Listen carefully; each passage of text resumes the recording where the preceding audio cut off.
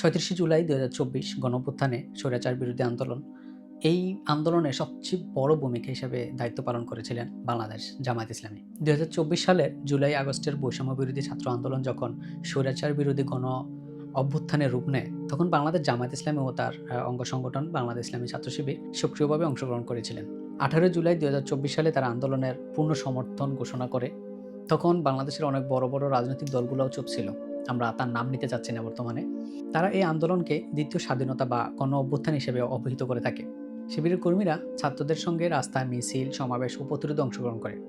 সরকারি অবস্থান আওয়ামী লীগ আমলে ৩১ জুলাই ২০২৪ জামায়াত ইসলাম এবং শিবিরকে নিষিদ্ধ ঘোষণা করা হয়। তাদেরকে সহিংসতা, উস্কানো ও আন্দোলন হাইজ্যাক করার অভিযোগ দায়ী করা হয়। বাস্তবতা হচ্ছে আন্দোলনটা মূলত ছাত্র জনতার নেতৃত্বে শুরু করা হয়। জামাত শিবির সাংগঠনিক ক্যাডার বাহিনী পরে শক্তি যোগায় বলে অনেক পর্যবেক্ষক মনে করছেন আর কি।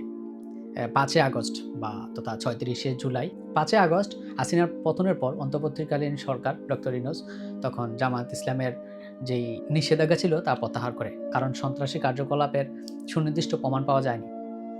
তো পরিণতি কি হয়? এই আন্দোলনের অংশগ্রহণ জামাতকে নতুন করে রাজনৈতিক মাঠে ফিরিয়ে আনে।